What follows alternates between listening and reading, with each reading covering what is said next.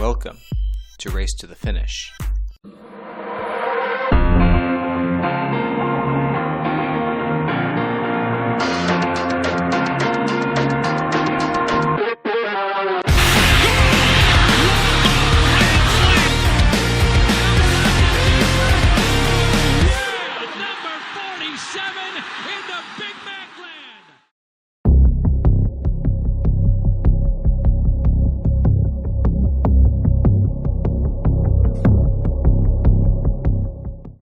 The New York Mets finished with the National League's best record in 2006, but lost in the NLCS at home in Game 7 to the eventual World Series champion Cardinals.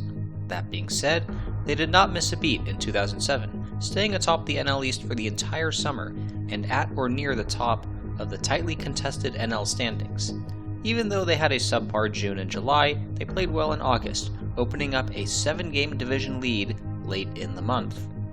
The Philadelphia Phillies had not made the playoffs since 1993, the year before the wild card was introduced.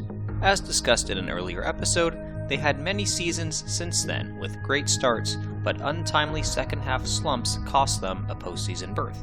In the previous season, they held a half-game lead in the wild card with 1 week to go, but lost 3 of their next 4 to give up the wild card spot and were eliminated on the penultimate day of the regular season. After a terrible start to the 2007 season, they regained their composure, breaking .500 for good in late June. For the rest of the summer, they stayed in contention for the wild card and within arm's reach of the Mets in the division. In late August, the Phils welcomed the division-leading Mets to town, whom they trailed by 6 games for a 4-game series. In Game 1, Pat Burrell hit a solo home run, and Chase Utley hit a 2-run shot in his return from the DL. The Phillies cruised to a 9-2 victory to close the deficit to 5 games. In Game 2, Carlos Delgado got the scoring started with a 2-run shot in the second to put the Mets up early. That score held into the 8th when Mets starter Tom Glavine was pulled after throwing 7 shutout innings. J-Roll promptly led off the inning with a solo shot off Pedro Feliciano to make it a 1-run game. Later in the inning, with Shane Victorino on first and 2 down, he stole second, and LaDuca's throw got into center field, allowing the flying Hawaiian to advance to third. Later in the at-bat, Aaron Rowan hit a slow dribbler up the third base line that would not go foul, bringing home Victorino to tie the game. The game stayed tied into the 10th when Ryan Howard hit a 2-run, walk-off home run off Guillermo Mota to complete the comeback. The Phillies had taken the first 2 against the Mets, and were only 4 games back now. On Wednesday night, David Wright hit a homer in the first off Jamie Moyer to give the Mets an early lead, but the Phillies responded with 2 solo shots off Oliver Perez in the bottom of the first, from J-Roll and Pat the Bat. With the Phillies up 3-2 in the 9th, the Mets had runners at the corners and 1 out for Sean Green. He hit a chopper to J-Roll, who flipped to Iguchi for 1, who was then clearly taken out by Marlon Anderson, breaking up the double play to tie the game. But wait! C.B. Buckner ruled interference on Anderson, meaning it was an automatic double play, ending the game. Anderson clearly had no intention of running or sliding into second base. It was unfortunate for the Mets, because Green may have been safe at first, even if Anderson didn't go out of his way. The Phillies had taken the first 3 against the Mets, and were only 3 games back now. On Thursday afternoon, the Phillies went for the 4-game sweep. J-Roll led off with a double, and a couple batters later, Ryan Howard came up against El Duque. Well hit to deep left center field, out of here! Tremendous home run, Ryan Howard, and the Phillies jump to a 2-0 lead here in the first inning. Number 36 for the big man. It wound up being a back-and-forth affair, and the Phillies carried a 3-run lead into the 8th. Now up by 2 and the bases loaded, Andy Chavez hit a 2-run single to tie it up. Next up, the Mets pulled off a successful double steal, and Carlos Ruiz's throw got away, allowing Jose Reyes to come home from third to give the Mets the lead. The Mets added another to grab a 2-run lead and brought in Billy Wagner for the 6-out save. After striking out Utley to start the inning, he had to face longtime Mets nemesis Pat the Bat. Has a 2-run homer and 4 at-bats. Did he do it again? Yes, he did. Out of here. takes Billy Wagner deep once again. His second homer of the game, his 24th of the year, and it's now a one-run game. That was his 41st career home run against the Mets.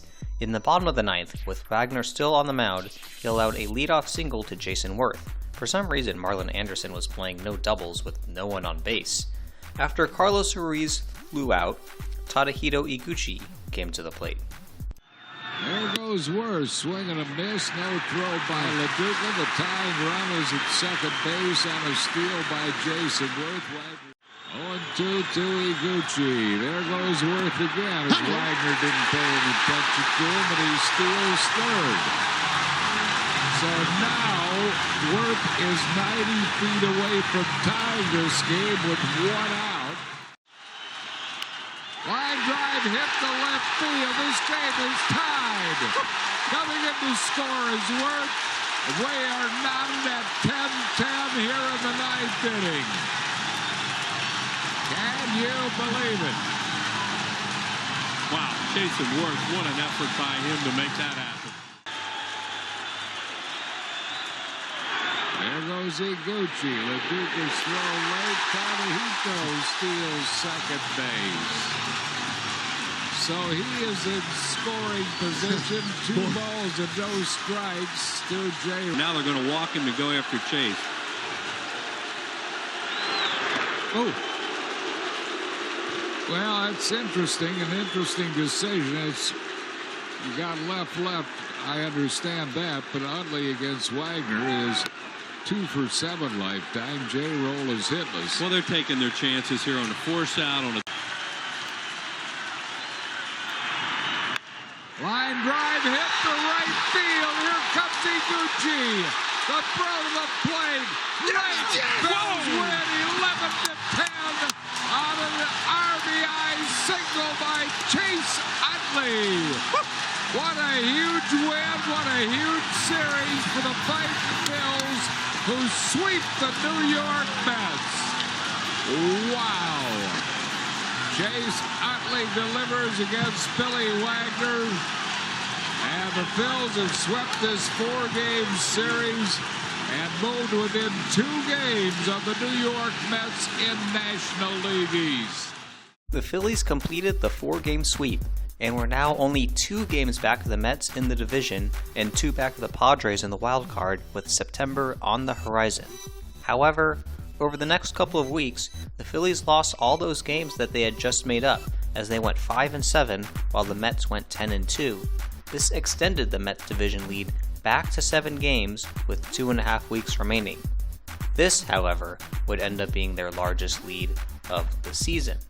2 weeks after meeting in Philly, the 2 teams would face each other again, this time at Shea for 3. The Phils trailed the Mets by 6.5 games in the division and the Padres by 1.5 in the wild card. On the night of Friday, September 14th, you gotta fight for your right! Opened the scoring with a solo shot off Jamie Moyer in the first. In the fourth, the Mets doubled their lead on an RBI single from Moises Alou, scoring Luis Castillo.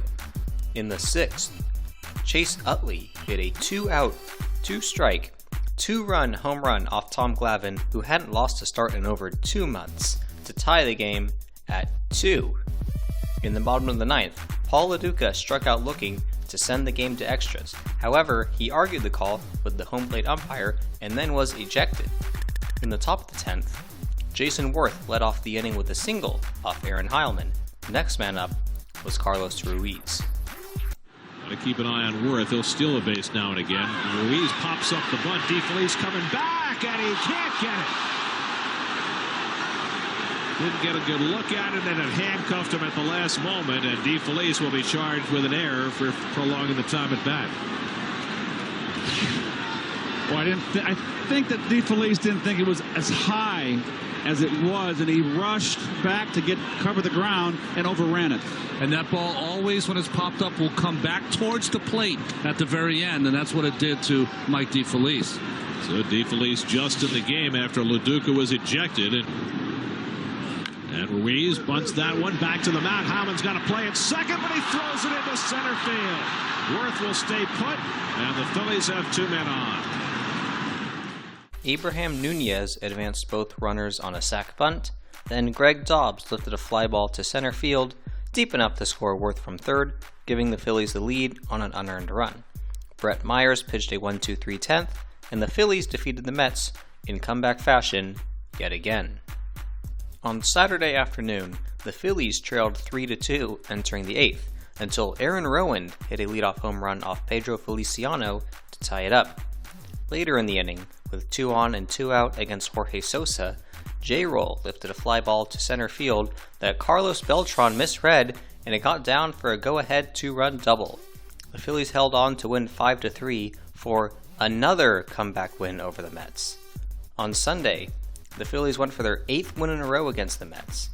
In the second, the Phillies had the bases loaded with 2 down when J-Roll hit a grounder to the usually sure-handed Jose Reyes, who couldn't handle it, then made a poor throw to second, resulting in not just 1, but 2 runs to score on the play. The Phillies held a 5-2 lead into the 5th until Carlos Beltran hit a 3-run shot to tie the game at 5, his 29th homer of the season. In the next inning, after a Pat Burrell leadoff walk, Ryan Howard hit a grounder to Luis Castillo in the 5th, but he couldn't handle it, and once again, everyone was safe. The Mets had 6 errors on the afternoon. After back-to-back walks gave the Phillies the lead, Greg Dobbs put the exclamation mark on this one with a grand slam. The Phillies won 10-6, completing their 2nd consecutive series sweep over the Mets, winning their 8th head-to-head game in a row. They were now just 3.5 games back in the division with 2 weeks to go. Meanwhile, it was a tight race in the National League West. The D-backs, Padres, and Dodgers had all been battling for the top spot in the division, and the Rockies weren't far behind either. Over the weekend, the Dodgers took 2 of 3 from the D-backs to stay within striking distance, while the Padres swept the Giants to maintain their wildcard lead and put pressure on the division-leading D-backs. However, the Rockies lost 2 of 3 at home to the last-place Marlins. They now trailed in the division by 6.5 and the wild card by 4.5 with 2 weeks left to play. While the Padres and Dodgers had each made the playoffs 2 of the last 3 seasons, the D-backs had not made the playoffs since 2002 and had endured 3 straight losing seasons, including one of 111 losses. The Colorado Rockies had not made the playoffs since 1995, their only playoff appearance in their short franchise history.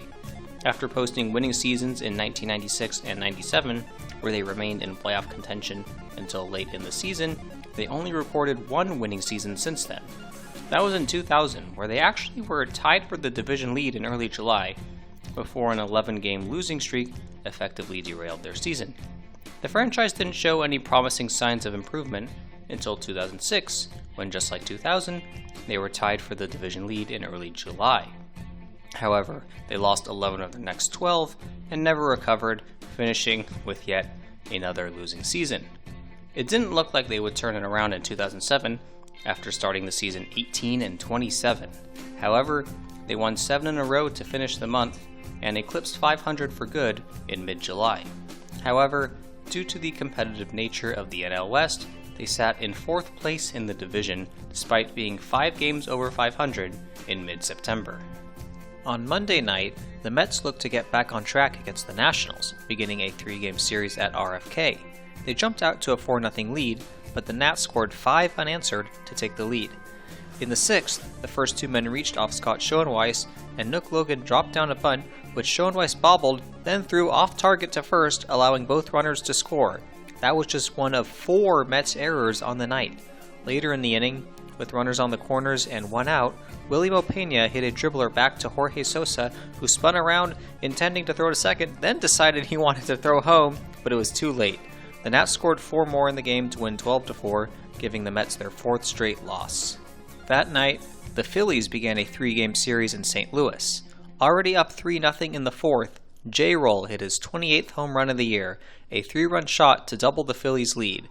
In the 6th, up 7-0, Ryan Howard hit an opposite field grand slam, his 2nd home run of the game, to give the Phils an 11-0 lead. However, the defending World Series champs wouldn't go away easily. They scored 3 in the 6th, then 6 in the 7th, 2 of which came on this Pujols double to cut the lead to 12-9. In the 8th, down 12-10, Skip Schumacher hit a 2-out RBI single to make it a 1-run game. After a Pujols walk, with 2 on and 2 out, Ryan Ludwig lifted a fly ball to deep center field. Aaron Rowan went back, stumbled a bit, but held on to make the catch on the track to preserve the lead. Rowan led off the 9th and doubled the Phillies' lead with a home run, his second home run of the night. And in the bottom of the 9th, the Cardinals got 2 on with 2 down, but Francisco Rosario struck out Russell Branyan at the knees to get the save. The Phils had won 5 in a row, and were now just 2.5 back of the Mets. Out in San Diego, the wild-card leading Padres welcomed the Pirates to town for 4. In the bottom of the 1st, Mike Cameron opened the scoring with an RBI double, bringing home Brian Giles. In the 4th, Khalil Green extended the lead with a 2-run shot, his 23rd homer of the year. Jack Castle, Matt Castle's brother, pitched 6 shutout innings and earned the win as the Padres won 3-0, keeping their 1.5-game wildcard lead. With the D-backs lost to the Giants, the Padres were now just a game back of them in the division. On Tuesday afternoon, the Rockies and Dodgers began a 4-game series with a day-night doubleheader, the first of which being a makeup game from late July. This was practically an elimination series, as both teams were outside of a playoff spot with less than 2 weeks remaining. In the first game of the doubleheader, it was a nice pitcher's duel between Chad Billingsley and Jeff Francis, but the latter pitched better, striking out 10, allowing only 1 earned run over 6 2/3. Todd Helton hit what proved to be the game-winning single in the 6th, and the Rockies took Game 1 3-1. We'll get to Game 2 later. That night, the Mets looked to put an end to their 4-game losing streak. Up 6-3 in the 5th, Endy Chavez singled home Paul LaDuca to give the Mets a 4-run lead for the second consecutive night. However, starter John Maine ran into trouble in the bottom of the inning. With 1 out, Willie Mo Pena singled home Nook Logan to make it a 7-4 game. Next up, Austin Kearns lined a single to right, scoring Felipe Lopez to make it a 7-5 game. On the very next pitch, Ronnie Belliard launched a 3-run homer to left, giving the Nationals the lead. D'Angelo Jimenez added a homer in the 6th to make it a 9-7 game, which held into the 9th. Down to their final out, Sean Green lined a single to center to keep the game alive. Representing the potential tying run, with 2 strikes, Paul LaDuca blooped a single to center to bring the potential go-ahead run to the plate. Next up, Jeff Conine singled up the middle, scoring Green and advancing LaDuca to third, making it a 1-run game. However, Chad Cordero struck out Ruben Gotay on a 3-2 pitch to earn the save, sending the Mets to their 5th straight loss. Could the Phillies take advantage? They trailed 3-1 in the 6th until Jason Worth lifted a deep fly ball over the head of Rick Ankiel, which resulted in a triple. Worth later scored on a sac fly, tying the game. The game remained tied into extras, where the Phillies had the bases loaded with 1 out. Greg Dobbs hit a slow grounder to second, but Aaron Miles' throw home was a bit low, allowing Michael Bourne to score to give the Phils the lead. In the bottom of the inning, though, the Cardinals got runners on the corners with 1 out for Scott Spezio, who lifted a fly ball into right field, deep enough to score Miles from third to extend the game. The game remained tied into the 14th, when the Phillies had 2 on with 2 out for pinch hitter Rod Barajas, who lined a go-ahead single up the middle, scoring Utley. The Phillies scored 2 more that inning to win 7-4. They were now just a game and a half back of the Mets in the division, the closest they had been since the 2nd day of the season. In Game 2 of their doubleheader, the Dodgers got off to a great start, scoring 3 runs in the 1st off Mark Redman, 2 of which came on this Luis Gonzalez home run. The Dodgers led 4-3 in the 5th until Matt Holliday gave the Rockies the lead with a 2-run shot, his 33rd homer of the year. In the next inning, though, James Loney led off with a homer to tie the game. Then Tony Abreu hit a go-ahead 2-run triple beyond the reach of Holliday to put the Dodgers back up by multiple runs. The Dodgers extended their lead in the 8th on a Russell Martin leadoff home run, but the Rockies got back within 1 on a Ryan Spilborgh's 2-run shot in the bottom of the 8th. Takashi Saito came on for the save in the 9th, who had not allowed a hit to the Rockies all season. He retired the first 2, but allowed a 2-out single to Holliday. That was the Rockies' first hit against Saito in 2007 in 17 at-bats. Next up was Todd Helton. Holliday at first. Todd drives one high and deep right field. Get up and get out. Hilton has done it. The Rockies win it. Todd Hilton, a walk-off two-run shot. The Rockies had swept the doubleheader from the Dodgers and were now tied with them for third place, not only in the NL West, but also in the wild card.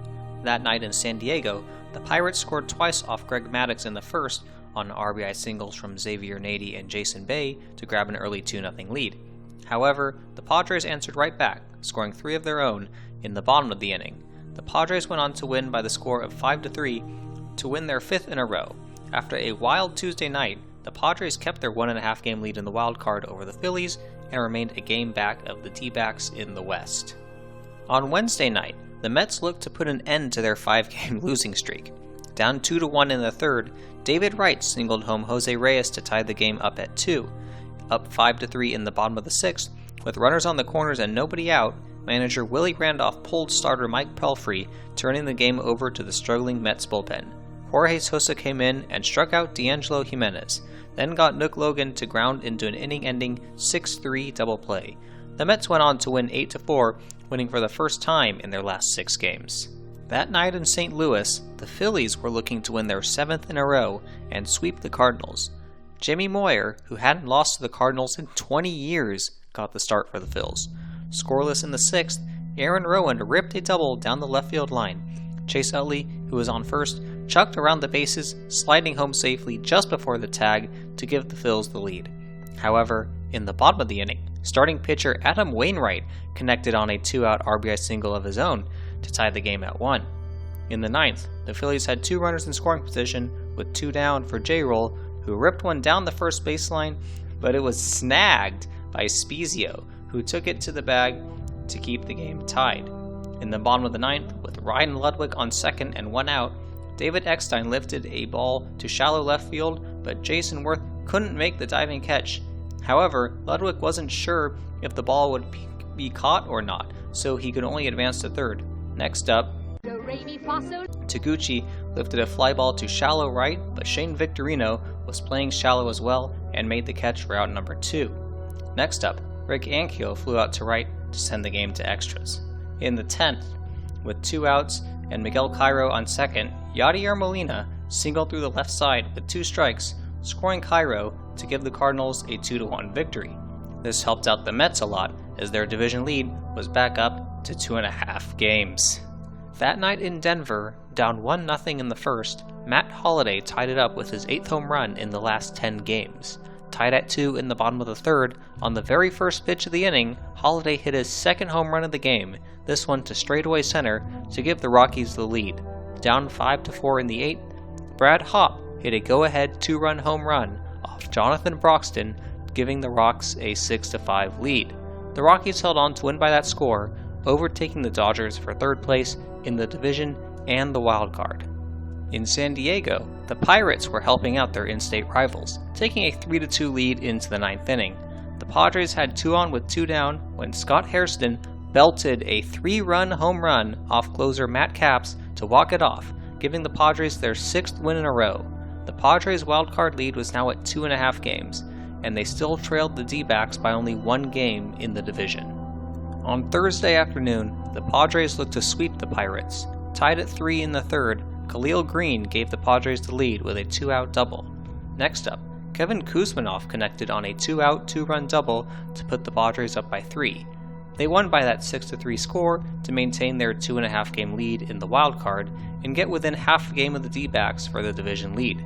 The Rockies also finished off their 4-game sweep of the Dodgers that afternoon to keep pace with the Padres. The 2 teams would meet in San Diego next for a 3-game series. Out on the East Coast, the Phillies traveled to the nation's capital to take on the Nats for 4 games. On Thursday night, Ryan Howard, Phil Dine horn with oil, opened the scoring with a 2-run blast in the first. Meanwhile, the Mets traveled to South Florida to take on the last-place Marlins for 4. In the first inning, the Mets also jumped out to a 2-0 lead on a 2-out, 2-run double from Moises Alou. Both of those runs were the result of Dontrelle Willis hit by pitches. Back to DC, just as they had done to the Mets earlier in the week, the Nats were now trying to play spoiler against the Phillies. Tied at 2 in the second, Ronnie Belliard hit a 2-run double to put the Nationals ahead. Back to Miami Gardens. You gotta fight for your right. Doubled home Jose Reyes, who led off the inning with a double, giving the Mets a 3-0 lead in the third. In the fifth, the Marlins got to Glavine. D-Train led off the inning with a double on a ball that hit the first base bag, his second base hit of the game. Next up, Hanley Ramirez doubled him home to put the Marlins on the board.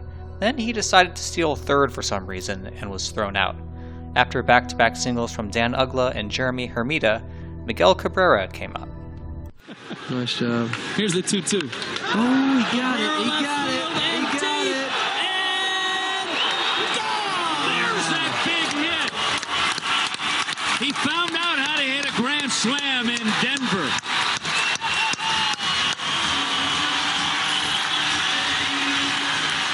Marlins by a run. A 3-run shot for Cabrera. His 33rd of the season. Back to Washington, the Nats took a 6-2 lead into the 7th until Jason Worth hit a 3-run shot into the upper deck to cut the deficit to 1. Later in the inning, J-Roll scored from third on a fielder's choice to tie the game at 6. In the 8th, with Carlos Ruiz on second and with 2 down, J-Roll laced a double down the right field line to put the Phillies back in front. Brett Myers got the save in the 9th, and the Phillies completed the comeback. Now, how could the Mets respond? They trailed 4-3 entering the 9th when Loduca led off with a double. Next, Ruben Gotay hit a grounder to Hanley, who decided to throw to third to get the lead runner, but the pinch runner Carlos Gomez, yes, that Carlos Gomez, slid under the tag. The second not-so-smart play from Hanley in the game, both involving plays between second and third base. After Sean Green walked to load the bases, Kevin Gregg struck out Jose Reyes for out number 1. Next up, though, Marlon Anderson, on a full count, hit a fly ball to deep right center field off the wall for a bases-clearing double. A couple batters later, Beltran singled him home to put the Mets up 7-4 entering the bottom of the 9th. My question to you, the viewer, is would you trust the Mets bullpen with a 3-run lead? Well, Jeremy Hermida led off the inning with a single off Pedro Feliciano, who was then pulled for Jorge Sosa. Next, Miguel Cabrera doubled down the left field line, advancing Hermida to third.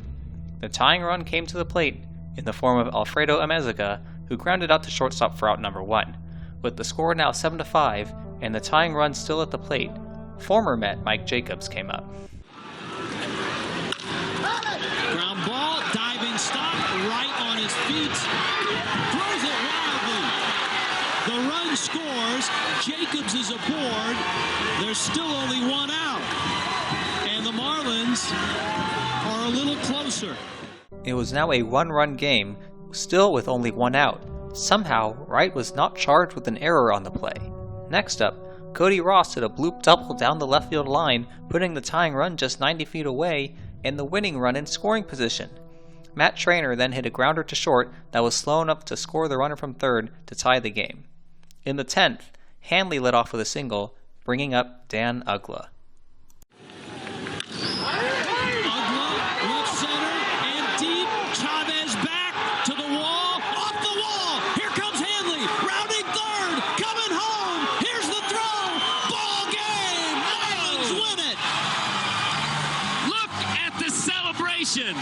Outstanding!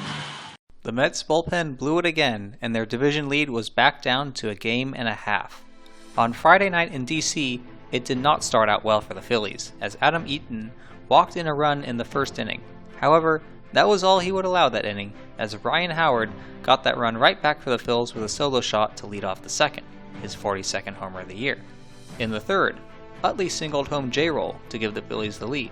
Next up, Pat the Bat brought home Utley with a 2-run shot to give the Phillies a 4-1 lead. Down in Florida, the Marlins led 3-0 early, but the Mets crawled back, in part thanks to this Miguel Cabrera error. Next, Moises Alou singled home Beltran to tie the game at 3, with all 3 Mets runs that inning coming unearned. Back to DC, J-Roll joined the party with a solo shot in the 5th to give the Phillies a 5-1 lead. Later in the inning, Howard doubled home Utley, and the Phillies won again, this time 6-3. Back to Dolphin Stadium, with the Mets now at 4-3, Beltran added a 2-out, 2-run single to give the Mets a 6-3 lead. The Mets bullpen did its job this time, holding on for a 9-6 victory. They kept their 1.5 game lead over the Phillies atop the division. Over on the West Coast, the Rockies and Padres were locked in a pitcher's duel between Jake Peavy and Franklin Morales. Neither starter allowed a hit through the first 4 innings. Todd Helton recorded the game's first hit with a leadoff double in the 5th, but the Rockies failed to score that inning. In the bottom of the inning, Marcus Giles recorded the first hit for the Padres with a 1-out single, but they too failed to score that inning. It remained scoreless into the 7th when Matt Holliday led off with a walk, followed by a Helton single. A couple batters later, Brad Hopp broke the deadlock with an RBI single, scoring Holliday. The Rockies took that 1-0 lead into the 9th when Adrian Gonzalez hit the very first pitch of the inning over the fence in center field to tie the game at 1. Later in the inning, the Padres put the winning run on base, but Josh Bard grounded into an inning-ending double play, sending the game to extras. In the 10th, Norvit Torrealba hit a 1-out double for the Rockies, but Heath Bell struck out Ian Stewart, then got Ryan Spilborghs to ground out to end the threat. In the bottom of the 10th, Ryan Giles hit a 2-out double, giving Mike Cameron the chance to play hero, but Manny Corpus struck him out on 3 pitches to extend the game. In the top of the 12th, the Rockies had 2 on with 2 down for Ryan Spilborghs. Ground ball toward the right side, diving stop made, no play. Hop is caught between home and third.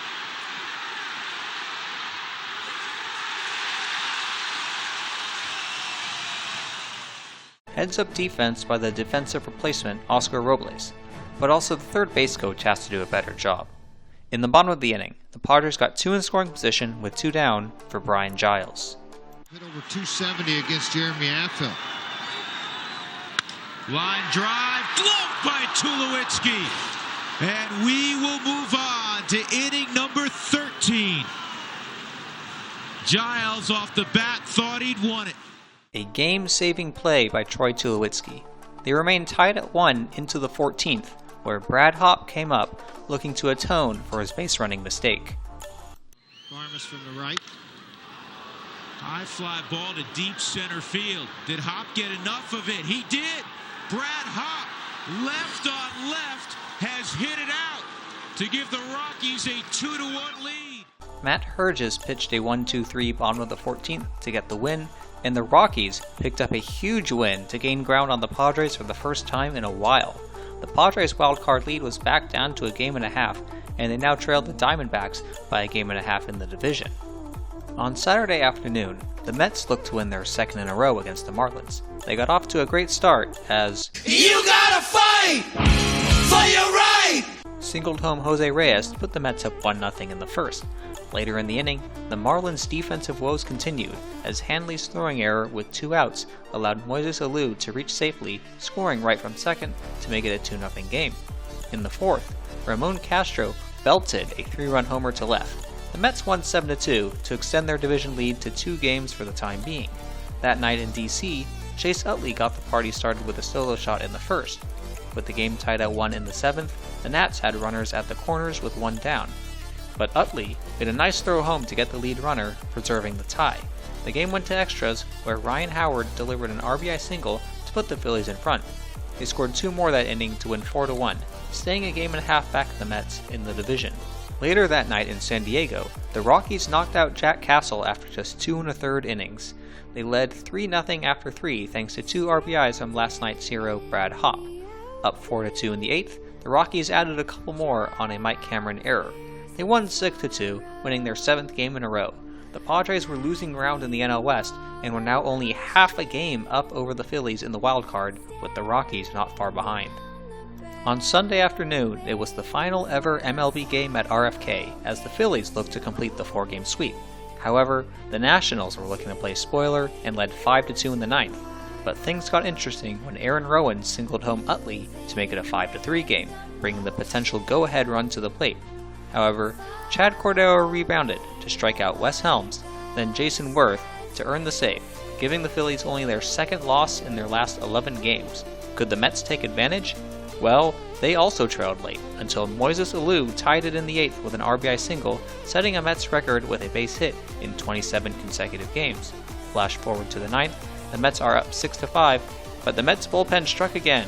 Billy Wagner, who had been dealing with back spasms, gave up a leadoff homer to Dan Uggla to tie the game at 6. It went to the 11th when You gotta fight Fire right! Singled up the middle, bringing home Jose Reyes, and the Mets survived. They took 3 out of 4 in Florida to go back up 2.5 games over the Phillies, entering the final week of the season. After losing 5 in a row, they had now won 4 of their last 5 and looked to be riding the ship. Later that afternoon in San Diego, the Padres looked to avoid the sweep, but they trailed the Rockies 5-1 in the 5th. Jeff Francis pitched well for the Rockies, striking out Milton Bradley, looking here to end the 5th. In the 7th, Garrett Atkins led off with a fly ball to deep left center field that neither Bradley nor Mike Cameron could track down, and Bradley inadvertently stepped on Cameron's bare hand on the play. The ball got away and Atkins raced around the bases for an inside-the-park home run. Cameron would have to be taken out of the game. More on that later. In the 8th, Bradley, who was already not in good standing with the home plate umpire, singled up the middle. After the play, however, should be no controversy here, but instead, Bradley and the first base ump, Mike Winters, are getting into it. They're not talking about the insulation value of various materials. Instead, they're still talking, leading off, looking back to the ump. Now he calls time to discuss this further. Comes right up in his face, but you notice he's not touching him. He's not doing anything but trying to get into a deeper discussion. He's tossed from the game, and now he's getting help from his coaches. Bobby Meacham tries to restrain him. Then Bud Black, the manager, actually pulls him down. If you look again as we spot Shadow Black trying to restrain Bradley. Bradley's knee buckles as he goes to the ground, injuring his knee. MRI is due on that. Bradley gets in some more words as he's helped off the field. God damn it, why does this guy always do stupid shit in playoff races? I don't care if the first place umpire started it. Milton just cost his team not only himself, but his teammate Mike Cameron for the rest of the season. As a result, the Padres are still 2.5 back in the division and only half a game up on the Phillies. And look out guys, the Rockies have won 8 in a row and are just a game and a half back entering the final week. On Monday night, the Mets welcomed the Nationals to town for 3. Let's just say it was not the Mets' night. Up 1-0 in the 4th, Robert Fick lined a single to left that got by Moises Alou, allowing 2 runs to score on the play. The Nats would pile it on, with the exclamation point coming on this 3-run homer from Ryan Langerhans. The Nats won 13-4, helping out the idle Phillies, who gained a half game on the Mets with their loss. The division lead was now down to 2 games, with 6 games remaining. Over to the West Coast, the Padres traveled north to face the Giants for 3. Chris Young, who had struggled recently, struggled again on Monday night. Down 3-2 in the 3rd, he allowed a bases-loaded single to Fred Lewis. With the bases still loaded and the score now 4-2, he threw a wild pitch, allowing former Padre Ryan Klesko to score. Later in the at-bat, Omar Vizquel lined a 2-run single to right, putting the Giants up by 5, the amount that they would win by. For the idle Phillies, Rockies, and D-backs, the night could not have gone any better. The Padres, with their 4th loss in a row, were now tied with the Phillies for the wild card, and the Rockies are just a game back. Additionally, the prospect of a division title was now slipping away from the Padres. On Tuesday night, the Phillies welcomed the Braves to town for 3, who were still lurking around in the wild card race. In the 1st, trade deadline acquisition Mark Teixeira hit a 3-run homer to put the Braves up early. However, in the bottom of the inning, J-Roll responded with a leadoff home run to cut the deficit to 2. His 30th home run of the season. In the 4th, down 4-1, the big man, Ryan Howard, hit a 2-run shot to cut the deficit to 1, his 43rd home run of the season. A couple batters later, fill thine horn with oil. Jason Worth joined the party with a solo shot to tie the game at 4. In the 6th, tied at 5, the Braves retook the lead on a Matt Diaz RBI single, scoring Andrew Jones. Yes, I know he pronounces it Diaz, I'm just messing with him. Later in the inning, Edgar Renteria added to the lead with a 2-run single, and the Braves went on to win 10-6, trying to make a late push for the playoffs. Could the Mets take advantage? Well, Tom Glavine did not have it on Tuesday night. He gave up a 3-run homer to Austin Kearns with 1 out in the 1st inning. A couple batters later, Tony Batista added a solo shot to make it 4-0 before the Mets even came up to bat. In the 4th, Glavine allowed his 3rd home run of the game, this one a solo shot to Justin Maxwell to put the Nats up 6-2. In the 5th, down 6-3, the Mets had runners at the corners for David Wright, representing the tying run. Curveball going down and away from him. Zimmerman to second for 1, belly yard! What a double play! 5-4-3, and that was 180 feet around the horn right there. You can't have 2 longer throws for a double play than this beauty right here. Down 6-3 in the 7th, the Mets had a chance to get out of the inning unscathed, but poor defensive positioning from the Mets infield allowed Batista to reach to keep the inning alive. Next up, Brian Schneider lined a 2-out, 2-run single to center, extending the Nats' lead to 8-3. In the bottom of the 9th, it was 10-3 until Jose Reyes' second home run of the game made it 10-6. After a Luis Castillo single, Jesus Colome was relieved by closer Chad Cordero, who allowed a single to right, then walked Beltran to load the bases for Moises Alou, representing the potential tying run. Alou, who had already extended his hitting streak to 29 games, came up clutch again with a bases-clearing double. Cordero failed to record an out and was pulled for John Rauch. The potential winning run was now at the plate in the form of Carlos Delgado, who struck out swinging, but pinch runner Andy Chavez stole third. Next, Rauch got Paul LaDuca to pop up to shallow right to end the game. The Mets scored 6 in the 9th, but it was all for naught. Their lead atop the NL East remained at 2 games, with 5 to go. Out west, the Padres looked to put an end to their 4-game losing streak and retake sole possession of the wild card. The Giants jumped on Brett Tomko early, scoring 4 in the 2nd. Matt Cain was pitching a shutout until Scott Hairston's solo shot in the 6th put the Padres on the board. In the 7th, Khalil Green hit a high fastball out of the park for a leadoff home run to make it a 4-2 ball game.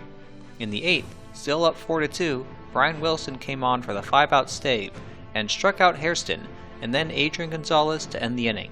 In the 9th, the Padres scored a run to make it 4-3 and were an out away from losing their 5th in a row until Brian Giles hit a go-ahead 3-run homer off Wilson, and the Padres hung on for a 6-4 victory, moving back into first place for the wild card.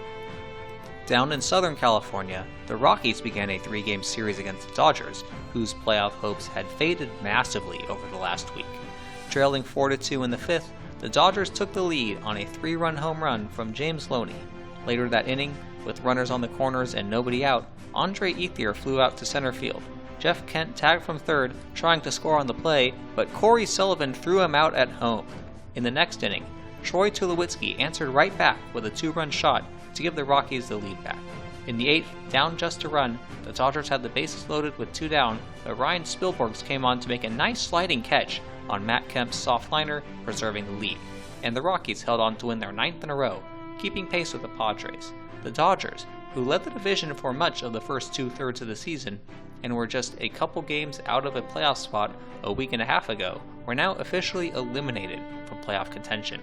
After Tuesday's results, the Rockies were now tied with the Phillies for second place in the wildcard race, still a game back of the Padres, and the Braves weren't far behind at 3 back.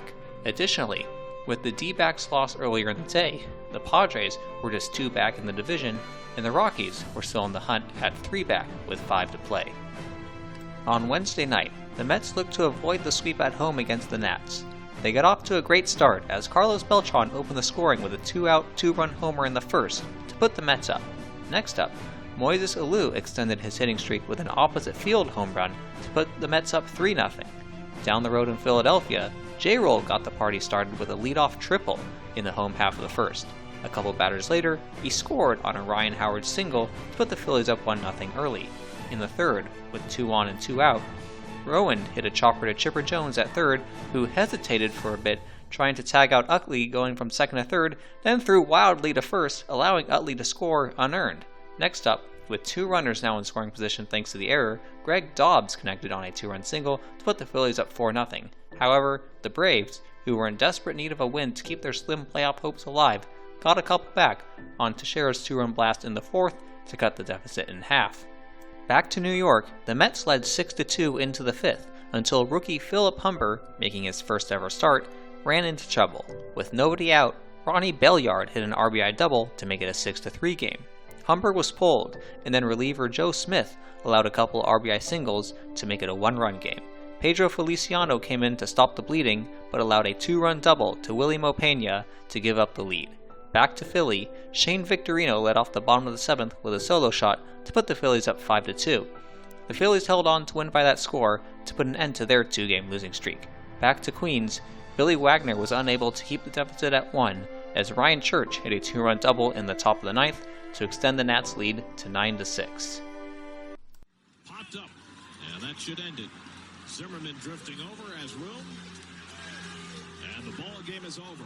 The Washington Nationals have come to Shea and swept a 3-game series. They came from 5 runs down tonight to beat the Mets 9-6.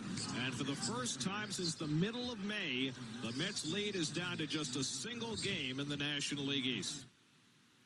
Out on the West Coast, it was Barry Bonds' last ever game as a Giant, and the Giants were looking to play spoiler and take the series from the wildcard leading Padres. Randy Wynn got the party started with a solo shot in the first to put the Giants in front. However, the Padres answered right back with 2 runs in the next inning on back-to-back RBI doubles from Josh Bard and Jeff Blum.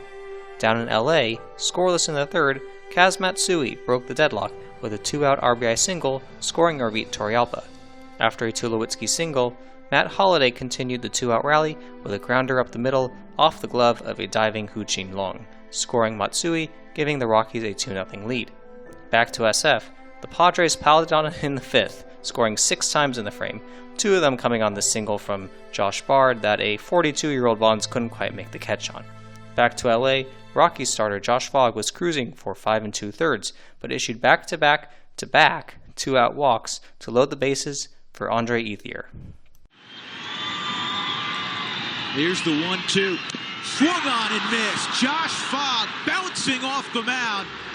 After walking the bases loaded, he strikes out Andre Ethier. In the 9th, closer Manny Corpus allowed back-to-back singles with 2 outs, bringing the potential winning run to the plate. You have to allow that for Pierre to have something to throw him. Doesn't matter. Easy play, and the Rockies have won 10 straight. Their longest winning streak ever, and they roll on and keep pace in the wild card chase. The Padres won their game 11-3, meaning the top 3 teams in the wild card chase all won on Wednesday night. Meanwhile, the Diamondbacks had lost their first 2 games to the Pirates, and 3 in a row overall. Their division lead was back down to only 1 game over the Padres, and the Rockies were now only 2 back with 4 games remaining. The D-backs and Rockies would face each other in a 3-game series over the upcoming weekend to close out the season. On Thursday afternoon, the National League leading Diamondbacks put an end to their 3-game losing streak with an 8-0 victory over the Pirates. Starting pitcher Micah Owings went 4 for 4 at the plate, including 3 doubles. This reduced the D-backs' magic number to clinch a playoff spot to just 2. That night, the Mets welcomed the Cardinals to town for just 1 game, a makeup from June. Veteran Pedro Martinez, who had returned to the rotation at the beginning of the month, was making just his 5th start of the season. The Cardinals eliminated the Mets in Game 7 of the NLCS the year prior, and were hoping to derail their playoff hopes again this year. In the first, with David Eckstein on first and 1 out, Albert Pujols came up to face Pedro. Bounces it back to Pedro, past him, but right to Castillo, who boots it! And he's safe at second base. Castillo thinking about whether he had time to turn 2, bobbled it and got none. The Mets defense strikes again, their 21st error over their last 14 games. Although Pedro struck out Ryan Ludwig and had a chance to get out of the inning facing Skip Schumacher. 1-2. Line in the left field, a base hit. Eckstein turns third and heads for the plate. Alou's throw is well offline, and the Cardinals take a 1-0 lead. Skip Schumacher behind in the count, takes it the other way, just his 17th run batted in to give the Cardinals the early lead. Moments earlier, down the road in Philadelphia, 14-7, the second best ERA in the league, and J-Roll greets him with a base hit. What a start. Jimmy Rollins, first pitch thrown by Smoltz right back through the middle. He is a leadoff base runner. Bunts the ball. That's a great bunt. Smoltz off balance. Throws it away. J-Roll is going to score. Victorino at third, and the Phillies jump on top 1-0 here in the first inning. Rounded to first base, and that is juggled by Teixeira. Victorino scores. Utley at first base. And the Phillies lead it 2-0 here in the first inning. Long drive. This ball's out of here. Line drive home run. Ryan Howard. And the Phillies Phillies have jumped on John Smoltz for 4 first-inning runs. Number 44 for the big man. Back to New York, Pujols came up again in the third, again with a runner on first and 1 out. And he drives one to right center field. Long run for Beltran, and he won't get there. It's to the wall. Ankiel flying to third. He'll be waved home, and he'll score without a throw. It's an RBI double for Albert Pujols, his 101st run batted in, and it's 2-0 St. Louis. Back to Philadelphia. High drive, deep to left field. It's got a chance. It is out of here. 2-run home run, Pat Burrell. Number 30 for Burrell. The Phillies now lead it 6-0 here in the third inning. The rally towels are waving here at Citizens Bank. However, the Braves, who were trying to stave off elimination, would not go away. In the sixth, Chipper Jones hit a 2-run homer to put the Braves on the board. Next up, Teixeira hit his 3rd home run in as many days to make it a 6-3 game. In the next inning, the Braves put 2 runners on base with 2 outs, bringing Edgar Renteria to the plate, representing the tying run. Fly ball center field, that'll be it. Aaron Rowan waits, Aaron Rosen squeezes it, and that is it for the Braves. No runs, 2 hits, they lead 2. Back to New York, the Mets were unable to muster much offense against Joel Pinheiro, who pitched 8 shutout innings, allowing only 3 base hits and 1 walk.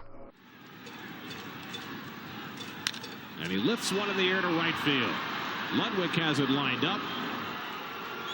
And the ball game is over. The Mets are shut out for the 5th time this season. They lose for the 10th time in their last 14 games. And unless the Braves can rally in the 9th inning in Philadelphia, for the first time since May the 16th, the Mets will share first place. Even though the defending World Series champion Cardinals weren't heading to the playoffs in 2007, they were still trying to play a hand in eliminating the Mets for the 2nd year in a row. Back to Philly, the Braves would not go down easily. On the very first pitch of the 9th, Jeff Francoeur hit a home run off Brett Myers to make it a 6-4 ball game. Myers got Andrew Jones to ground out route number 1, but allowed a single to Matt Diaz to bring the potential tying run to the plate in the form of pinch hitter, rookie Yunel Escobar. Line drive speared by Nunez. He hit a baby, but glove hand stab by Abraham Nunez. That is out number 2. The Phillies were now just an out away from tying the Mets for the division lead. 1 ball and 2 strikes. Curveball struck him out. Game over. Phillies are tied for first place in National League East. Phils win tonight by a score of 6-4, and look at this crowd at Citizens Bank Park. Wow, this is truly exciting. Kyle Kendrick, the rookie, wins his 10th game. Brett Myers gets the same. The loss officially eliminated the Braves from playoff contention. After all of that, there's still 2 more games to cover on this Thursday night. The Padres traveled to Milwaukee to take on the Brewers, who were still in the running for the NL Central title, for 4 games to close out the season. Scoreless in the third, with the bases loaded and nobody out, Scott Hairston ripped a bases-clearing double down the left field line to break the deadlock. The Padres ran into trouble in the 5th, loading the bases with 2 outs for Prince Fielder, but he grounded out on a 3-1 count to end the frame.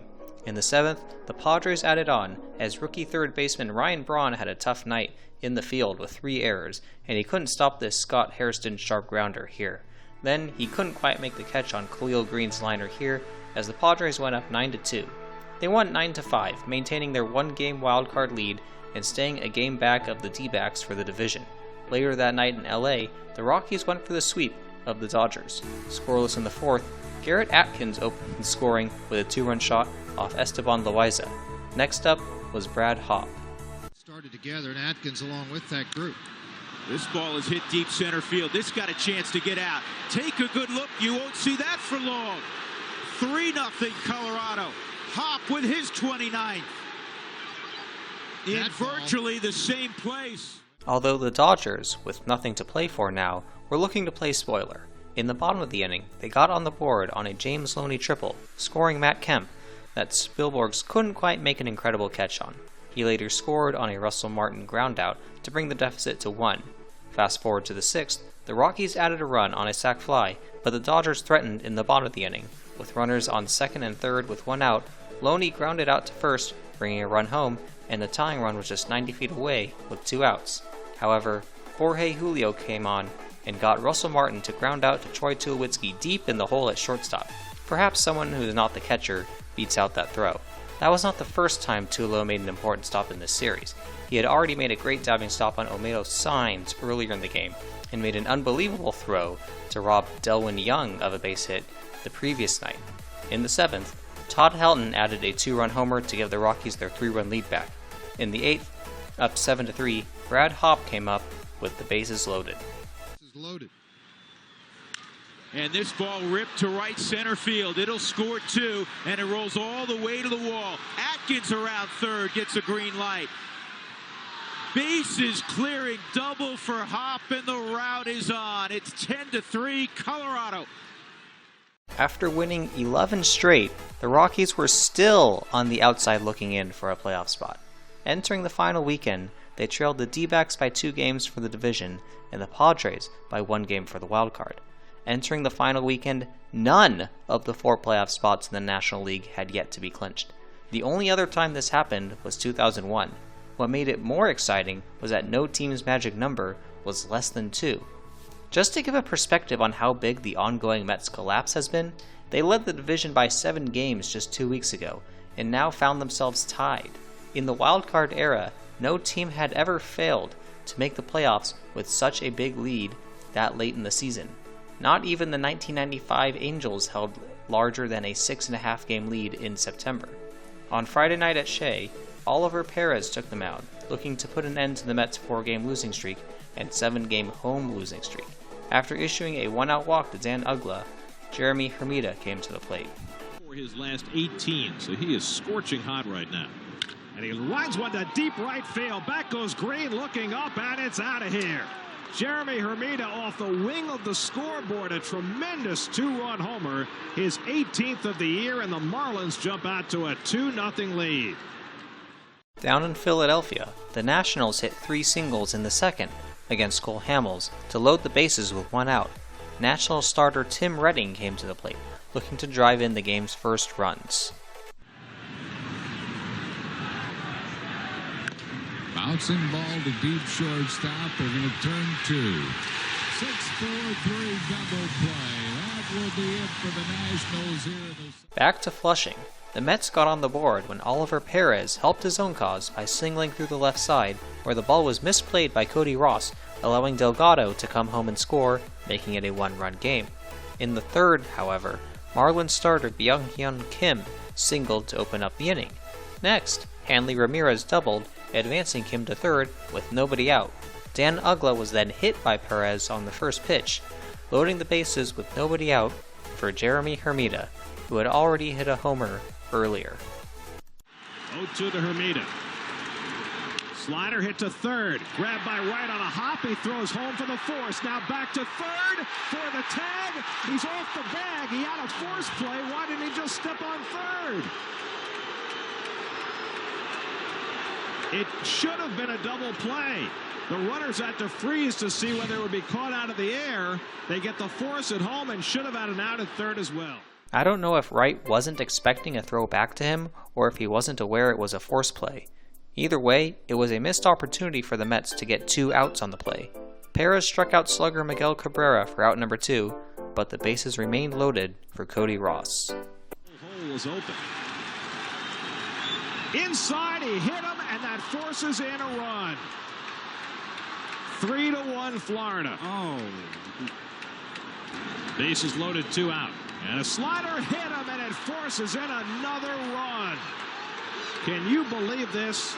The 3rd hit batsman of the inning, the 2nd one that forces in a run, and it's 4-1 Florida. Now down by 3, the Mets offense looked to get back into the game. Both teams, now that they're even, are feeling the same heat.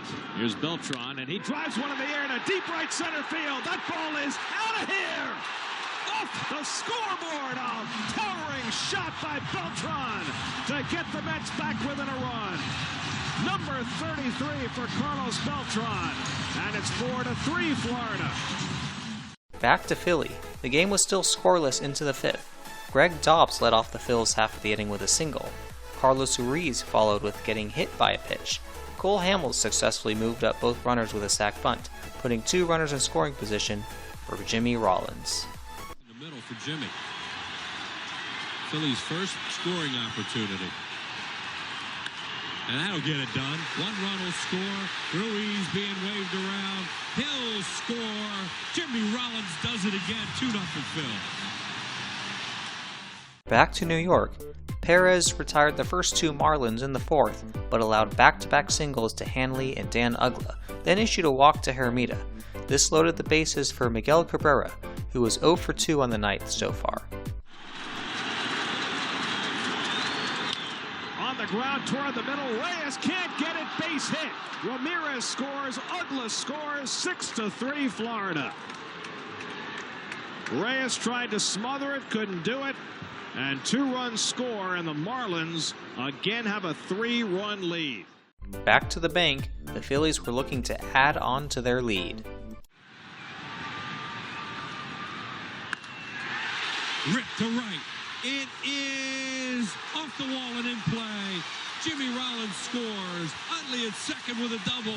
3-0 Phillies. Back to Shea Stadium, with Perez now out of the game. Manager Willie Randolph brought in El Duque to keep the deficit at 3. Out of El Duque, if he can get it. Well, quick inning would help here. 2-2. And a high fly ball to left field. That's deep. Back goes Alou. Back onto the track. Back at the wall. It's out of here. Matt Trainer with his 4th home run of the year, and it's 7-3 Florida. Back to South Philly, with the Phils up 4-0 in the 7th, they look to add some insurance. Citizens Bank Park, topping the 3 million mark in attendance tonight. Long drive, deep left center field. This ball's out of here. Ryan Howard with a 2-run home run, and the Phillies now lead it 6-0. Number 45 for the big man. The rout was on in Philadelphia, but they still needed the Marlins to hold on to their lead. With the Mets trailing 7-4 in the 7th, Luis Castillo and David Wright both singled with 1 out off reliever Matt Lindstrom, bringing the tying run to the plate. Lindstrom ahead 0-2. And Beltran swings and misses at the changeup, and that's the 2nd out of the inning. Moises Alou's 30-game hit streak was snapped the night before, but could he come up clutch here? 2-2 to Alou. Struck him out with a fastball, 97 miles an hour. Lindstrom fans 3 in the inning, and the Mets are turned aside in the bottom of the... Condrey looking for out number 3 here in the 9th inning. Fans on their feet. Sold out crowd here at Citizens Bank Park.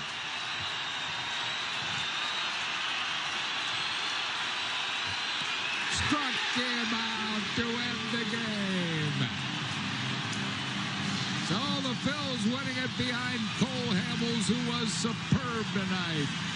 The celebration starts in the stands and on the field as the Phillies will be no worse than tied with the Mets for National League East lead. And the Phils are a half game ahead of those New York Metropolitans at this point in time. Pops it up. Wood in foul ground. Uggla comes over, and the ball game is over. And after 135 straight days in first place, the Mets are now in second.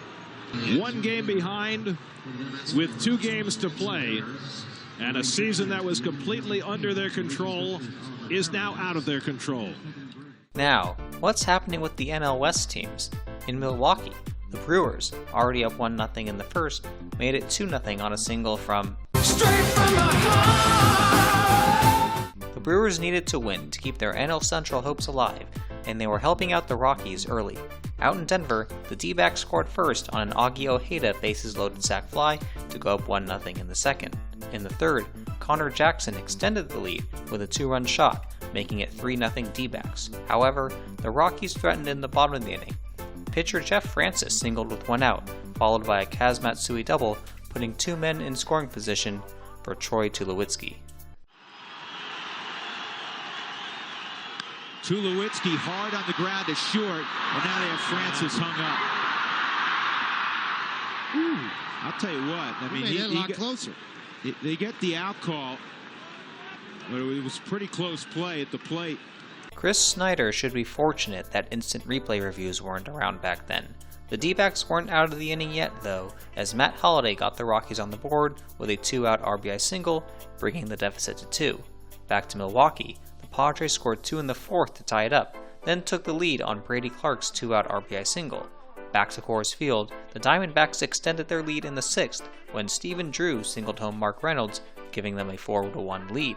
Back at Miller Park, tied at 3 in the sixth, the Padres regained the lead on back-to-back doubles from Adrian Gonzalez and Khalil Green to start the inning. The Brewers threatened in the bottom of the inning, loading the bases with 1 out for pinch hitter Craig Counsell, but Clay Meredith got him to ground into an inning-ending 4-6-3 double play. Back to the Mile High City, the Rockies made it a 2-run game again when Brad Hopp doubled home Garrett Atkins in the seventh.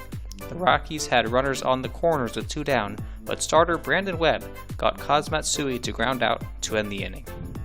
In Milwaukee, Khalil Green gave the Padres some breathing room with a 2-run homer in the eighth, giving the Padres a 6-3 lead.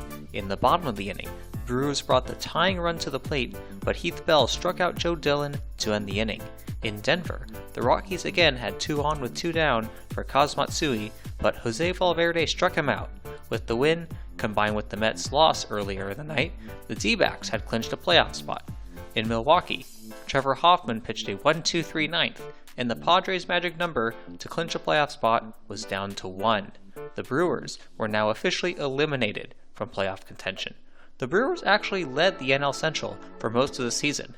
They were 14 games over 500 in May and held as much as an 8.5 game division lead in late June.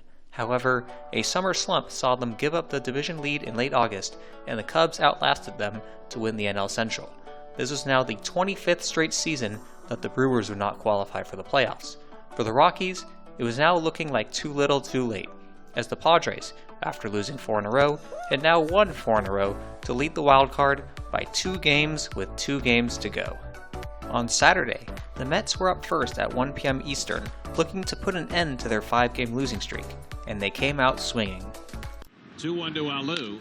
Hit toward the middle base hit, and the Mets grab the early lead. Castillo scores, right heads for third. Diaz's throw, not in time. Alou holds it first with an RBI single. Up the middle, base hit. Here comes Wright to score, and it's 2-0 New York. Carlos Delgado with an RBI single on the line, base hit. And the Mets tack on a run. Millage comes in to score. Castillo with his second hit of the day. An early 3-0 lead. And Beltran lines one over Ramirez, base hit. Castillo scores. Wright goes to third, and it's 4-0 New York. Also, outfielders and infielders. And Alou singles to center field. Wright comes home to score. Beltran to third, and the Mets keep on raking. It's 5-0. As Millage drives it to deep left field.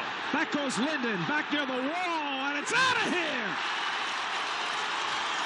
Lastings Millage with his 6th home run of the year, and it's 7-0 New York.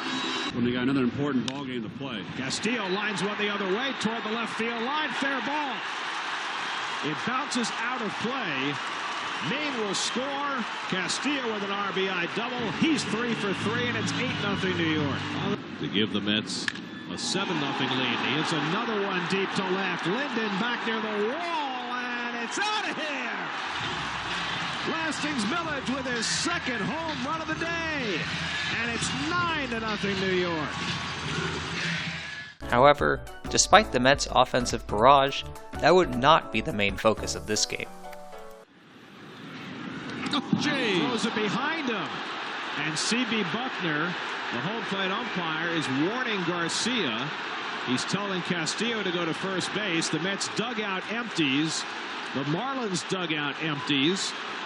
For the Peterson. The pitch before went right at the feet.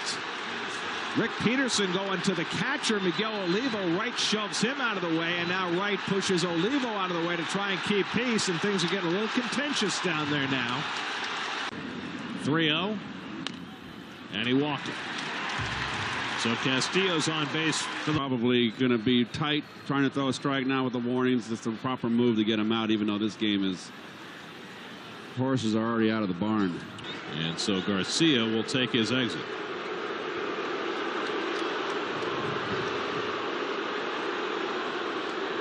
Hey, watch it. Now something erupts. Reyes and Olivo trying to get at each other. Wow. And now we've got a wild scene.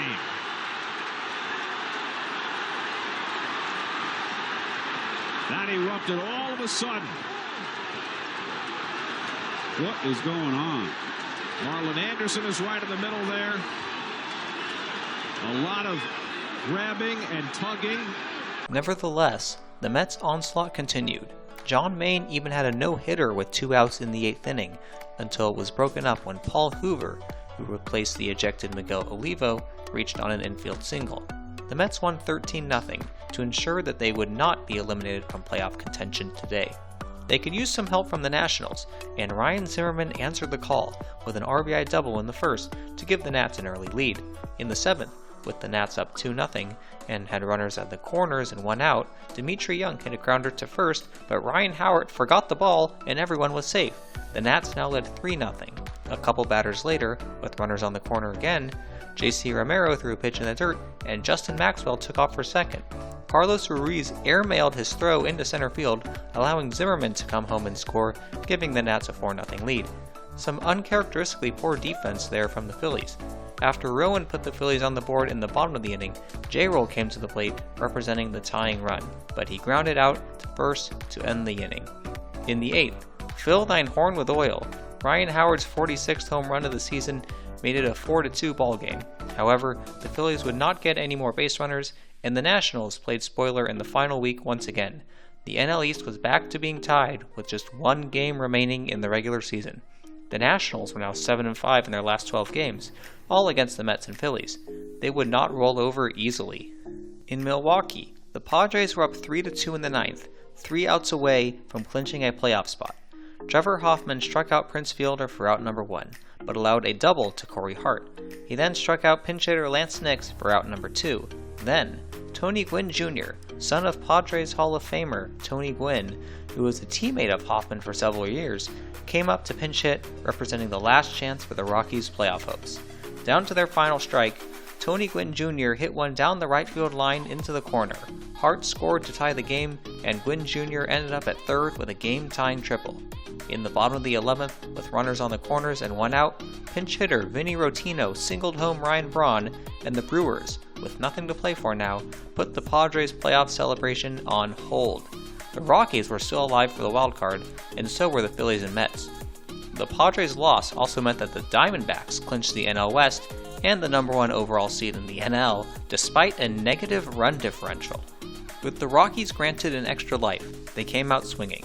In the bottom of the 1st, Matt Holliday drove in 2 with his 50th double of the season as part of a 4-run first inning.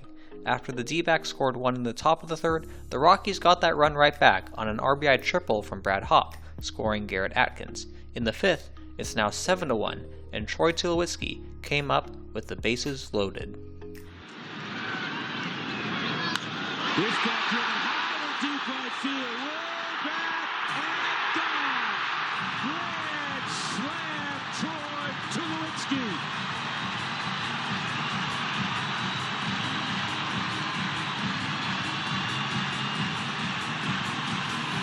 Stand and cheer. It's 11-1 Colorado. The Rockies won by that 11-1 score, keeping their playoff hopes alive. Entering the final day of the season, there were still 16 different potential scenarios that could play out.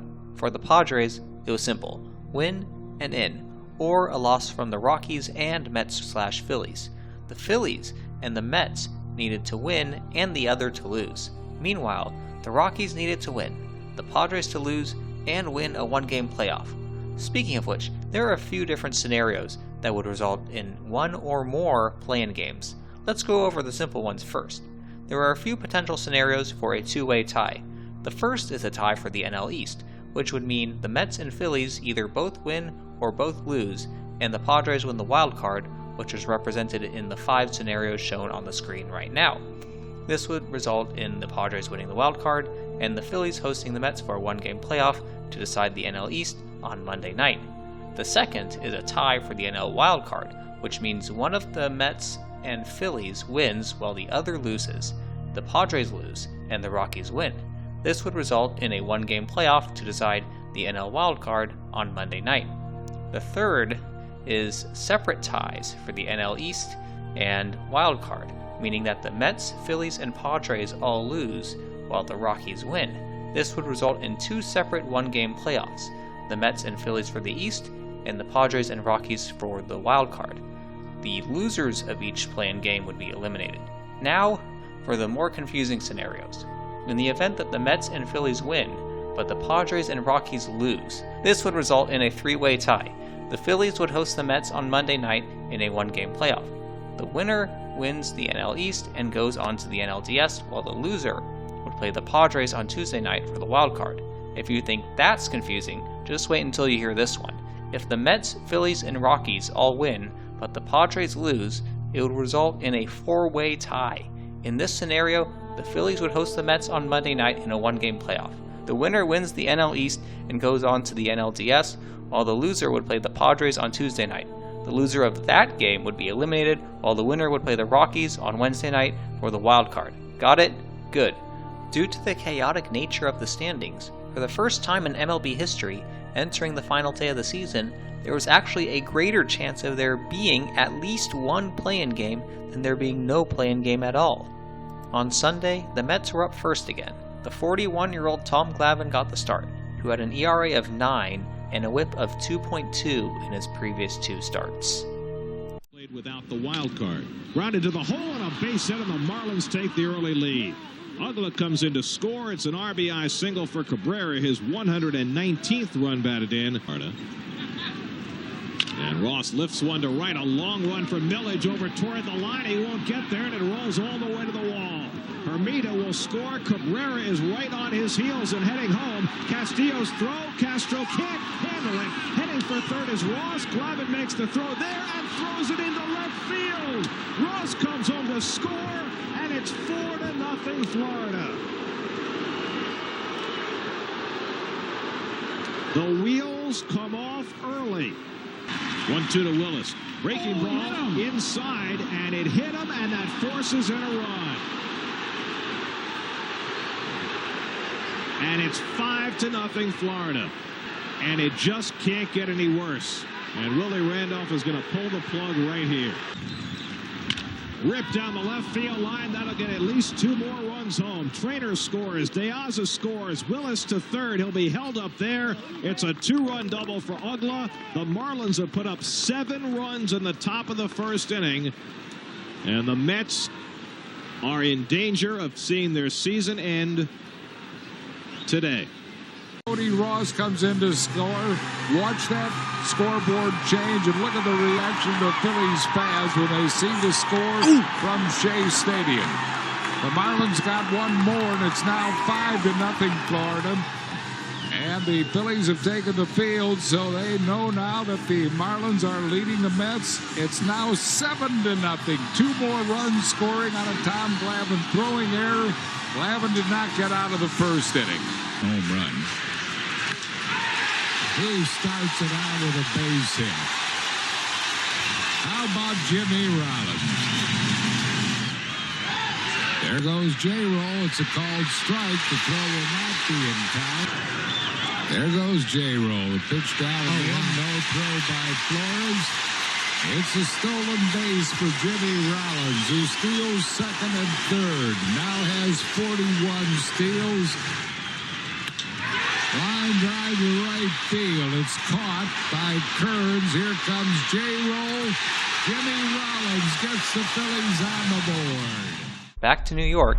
Could the Mets offense cut into the deficit? 2-for-8 in this series, and it gets away, and here comes Castillo with the Mets' first run of the game. Right through the 5-hole on Matt Trainer, and now it's 7-1. And now Luke rounds it toward the hole. Grabbed by Ramirez. The long throw not in time. Quite a play by Hanley Ramirez just to save the run. 1-1. Oh, and it hit him. Bases loaded and 2 down, and Ramon Castro, who has homered in each of his last 2 starts and has 2 career homers off Willis in 11 career at-bats, steps to the plate. Sharp. And Castro drives it to deep left field. Back goes Ross onto the track. He has room to make the catch. Castro thought he might have gotten a hold of it, but Ross able to retreat and grab it, and the Mets are held to just a single run in the bottom of the first. 2-2 to right. Breaking ball swing and a miss. He struck him out. Big strikeout for Dontrell Willis, his first of the afternoon, and the Mets have stranded 5 in the first 2 innings, down 7-1. Back to the bank. With the Phils still up 1-0, they loaded the bases with 2 down in the third for Ryan Howard. Line drive hit to right field. Ruiz scores. J-Roll safe at home plate.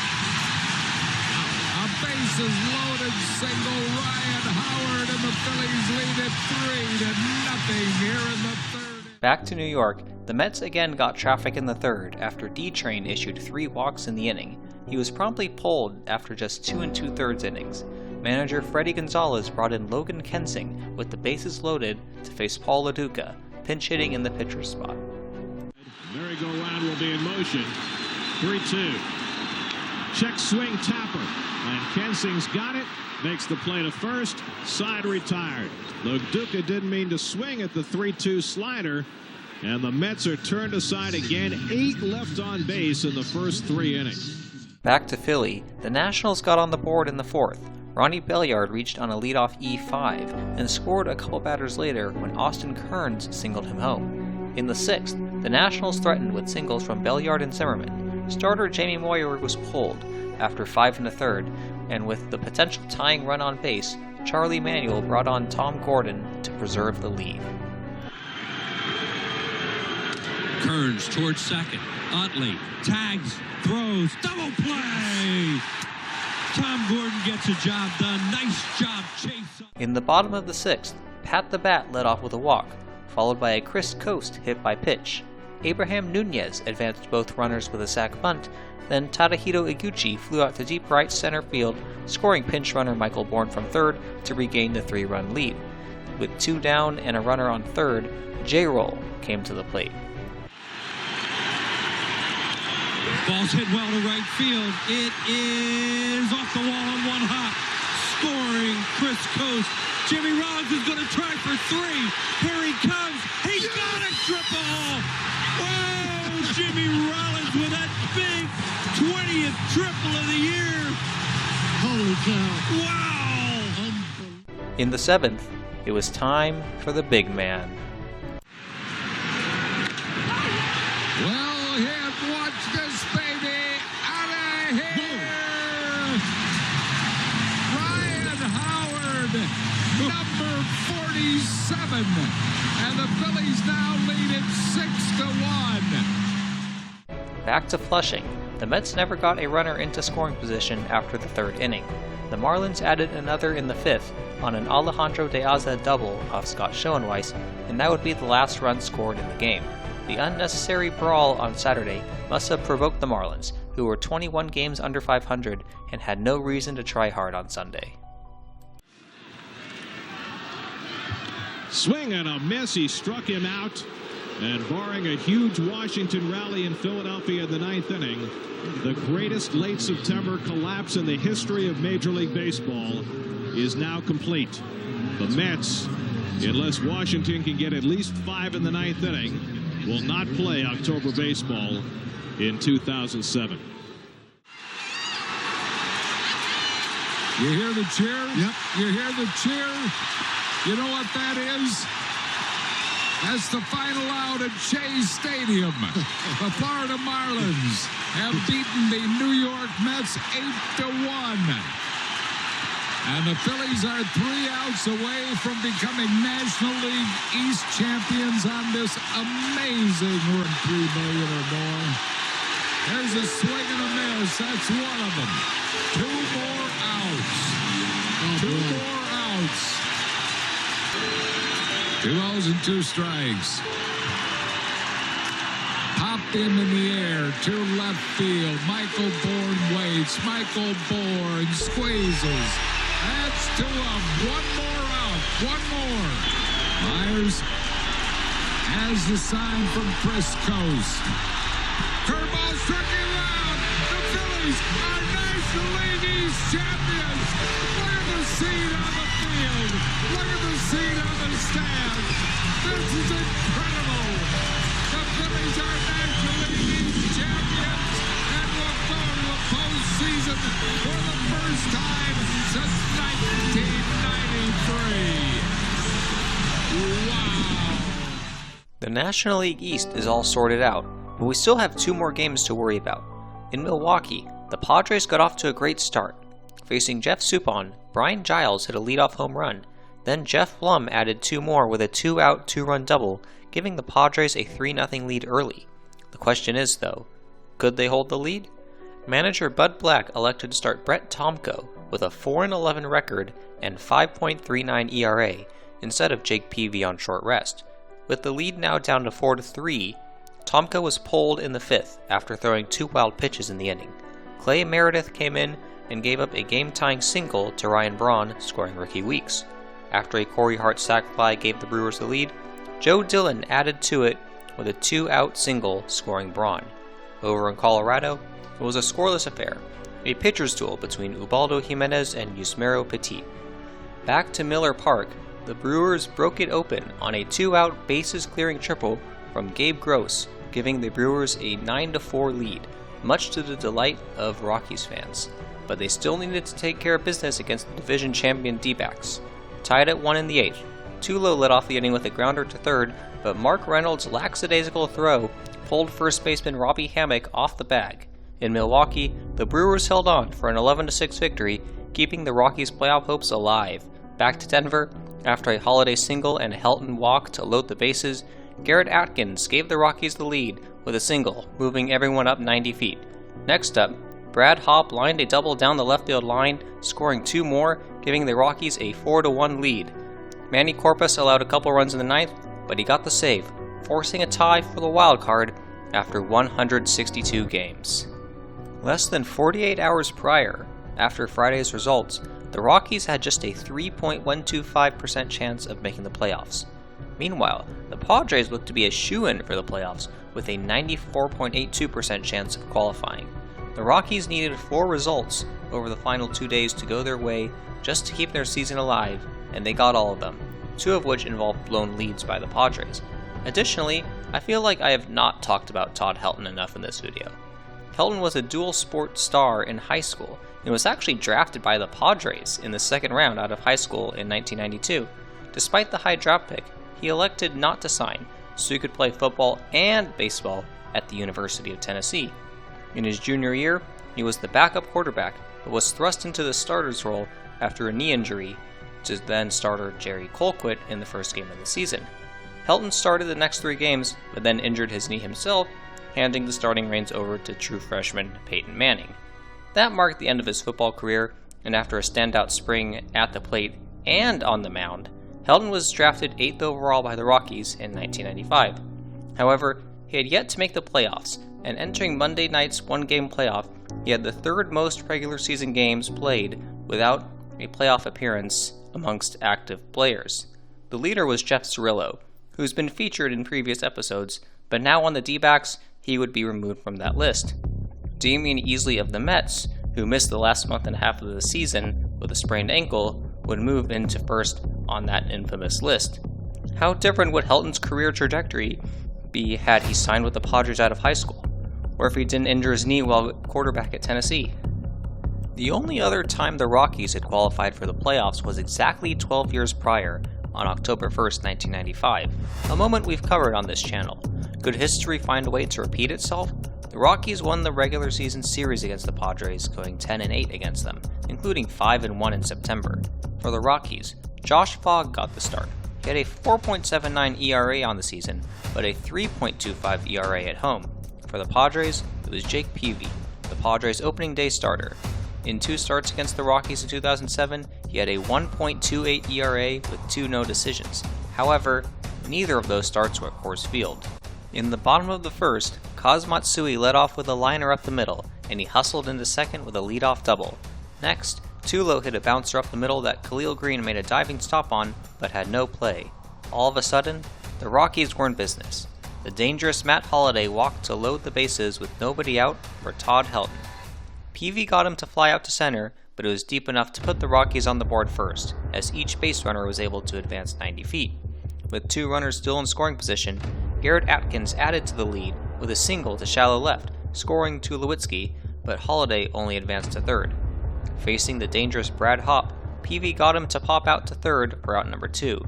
He then got Spilborghs to fly out to center for out number 3, and Peavy escaped the jam, allowing only 2 runs.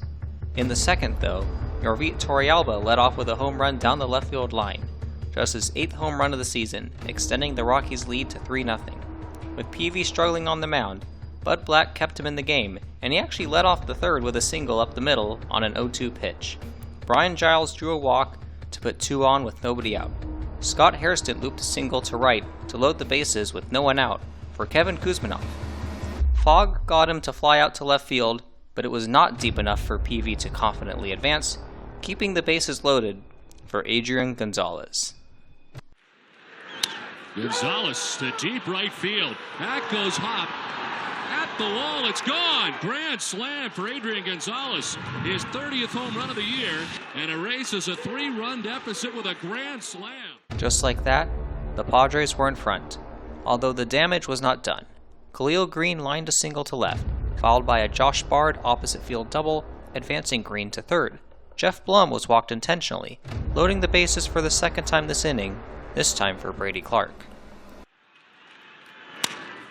Grounded to short. Tulowitzki to second for 1. On to first, but it's not in time, and the run in the back door. From third comes Khalil Greene, and the Padres take a 5-3 lead. A good slide from Blum forced a weak throw from Matsui, allowing Greene to score to give the Padres a 5-3 lead. In the bottom of the inning, the veteran Todd Helton got one back for the Rockies with a solo shot to right field, bringing the deficit to 1. In the fourth, each starter pitched 1-2-3 innings, a respite from the offensive onslaught we had seen in the first 3 innings. In the fifth, Adrian Gonzalez led off with a double, and Clint Hurdle came out of the dugout to pull Josh Fogg. Taylor Buchholz was brought in to keep it a 1-run game, or at least limit the damage. He got Khalil Greene to pop out to shallow right for out number 1. Next, he got Josh Bard to line out to left for out number 2. Jeff Blum struck out on 3 pitches, wasting a leadoff double from Gonzalez. In the bottom of the inning, Tulo led off with a fly ball to shallow center field, but Brady Clark was unable to make a diving catch, allowing Tulowitzki to reach with a leadoff double. Next, NL MVP candidate Matt Holliday lined a single to center, scoring Tulo, tying the game at 5. Next, Todd Helton hit a little dribbler to third, but Kuzminoff made a nice play to just beat Helton for out number 1, but Holliday advanced to second on the play. With the go-ahead run in scoring position, Peavy got a fortunate strike 3 call on Garrett Atkins for out number 2. Brad Hopp was walked intentionally, putting 2 on with 2 out for Ryan Spilborghs, but Peavy struck him out swinging to keep the game tied. In the top of the 6th, Brady Clark led off the inning with a single up the middle. Despite having relinquished the lead, Bud Black kept Peavy in the game. However, Peavy was unable to get a bunt down and popped out for out number 1, unable to advance Clark. The lefty Jeremy Affeldt relieved Buchholz to face the lefty Brian Giles and threw a wild pitch, advancing Clark to second after all. However, he got Giles to pop out in the infield for out number 2. Ryan Spire relieved Affeldt to face Scott Hairston, and on a full count, to the count to Hairston. Struck him out. Spire with a big strikeout to end the top half of the 6th inning. They leave Clark at second base. Peavy came back out for the 6th, and with the pitcher's spot due up second for the Rockies, Clint Hurdle sent rookie September call-up Seth Smith to the plate. He had been used exclusively in late-game pinch hit situations, and was 4 for 7 on the year. All singles. And it's been that way for a long time. This one a deep center field, sending Brady Clark back at the wall. It's off the wall. Clark will play the ricochet, but not before Seth Smith. The pinch hitter finds his way to third base with a one-out triple. Next up was leadoff batter Kaz Matsui. Could he give the Rockies the lead back? Matsui into shallow center field. Clark coming on, readying himself as he makes the catch. Seth Smith on the way home will score to put the Rockies on top 6-5. The throw up the first base line, and the Rockies pull ahead in the bottom of the 6th. After that, Troy Tulowitzki decided to join the party and hit a triple of his own with 2 down. However, PV rebounded to strike out Matt Holliday swinging to end the frame, allowing just 1 run. With PV over 110 pitches, Bud Black kept him in there for the 7th. It's the setup man for the closer. Garrett Atkins sends one to deep left, and that ball is up off the wall, and to second base goes Atkins. Just above the padding out there in left field and underneath the yellow line, and Atkins has got himself a one-out double, nearly got it out of the yard. A lot of fans out there were giving the home run sign. Second base umpire is Tim Cheetah, and he's going to get a visit from Clint Hurdle just to make sure. And we have our first controversial moment of this race to the finish series. Personally, to me, it looks like it either hit a seat or the wheelchair on the other side of the fence and should have been ruled a home run. However, we didn't have instant replay reviews back then, and it was hard to tell from the field what had actually happened, and thus Atkins was awarded a double instead of a home run. He was lifted for pinch runner Jamie Carroll. PV intentionally walked Brad Hopp, and then was pulled for setup man Heath Bell, who came in with Michael Barrett in a double switch, replacing starting catcher Josh Bard. Looking to keep the deficit at just 1, Bell did just that by striking out Spielborgs and Torrealba. However, the Padres were now down to their final 6 outs of the season. In the 8th, the Rockies brought on their setup man Brian Fuentes to protect the 1-run lead. On the first pitch of the inning, Jeff Blum lined a single up the middle, and the leadoff man was aboard for the Padres. Fuentes got the next guy, Brady Clark, to pop out to Helton in foul territory, who made a nice over-the-shoulder basket catch. Next, Michael Barrett struck out swinging, but the ball got away, allowing Blum to advance to second. With 2 down and the tying run on second, the lineup turned over to Brian Giles. He could use one right now. As he lifts it to left, but at Holiday, who misplays it, goes back and can't make the catch. He started in. Blum will score, and the Padres will tie the game 6-6. Holiday started in, then ducked back. It gets up over his head, and the Padres tie the score. An unfortunate moment for Holiday and the Rockies, as the game was tied once again. Fuentes got Hairston to ground out to short to end the frame, but it was a blown save, and the Rockies now needed to score to retake the lead. In the bottom of the inning, Corey Sullivan, who came in as a defensive replacement in the last inning, led off with a walk. Next, Kaz Matsui was able to get him over with a high chopper back to Heath Bell, who threw him out for the first out of the inning. The go-ahead run was now in scoring position for Troy Tulowitzki. Back to the mound. Bell looks the runner back and fires to first for the second out. Well done. A huge out recorded by Bell, but he still had to face Matt Holliday to get out of the inning, who was looking to atone for his defensive miscue in the top of the inning. Sullivan at second, the 1-2. On a swing and a miss, Bell has been huge. Wow, what a job. That is his 3rd strikeout in an inning and 2/3 as we remain tied up 6-6. Rockies closer Manny Corpus pitched a 1-2-3 ninth. Heath Bell came back out for the bottom of the ninth and retired Helton and Jamie Carroll for 2 quick outs. However, he walked Brad Hopp to put the wild card winning run on base for the pitcher spot. Could pinch hitter Joe Koshansky, another rookie September call-up, be the hero for the Rockies? Koshansky strikes out, and it's the 5th K for Bell. This NL wildcard tiebreaker is headed for extra frames, tied at 6. The last time an MLB tiebreaker game went to extras was in 1959, Game 2 of the best-of-3 NL tiebreaker series between the Milwaukee Braves and the Los Angeles Dodgers at the Memorial Coliseum. The Braves led 5-2 into the ninth, but the Dodgers scored 3 to tie it, forcing extras. It remained tied at 5 into the 12th, when the Dodgers got a 2-out rally going. With runners on first and second with 2 down, Caro Furillo hit a grounder up the middle. Shortstop Felix Mantilla fielded it, but his throw to first bounced in the dirt, allowing Gil Hodges to come home from second, sending the Dodgers to the World Series, where they defeated the White Sox in 6 games. Could we see something similar here? New reliever Matt Herges retired the first 2 in the 10th, before walking pinch hitter Termel Sledge on 4 pitches. Mike Cameron, who we thought was done for the season, came in to pinch run. Next, Michael Barrett lined a single to left, putting the go-ahead runner in scoring position for Brian Giles.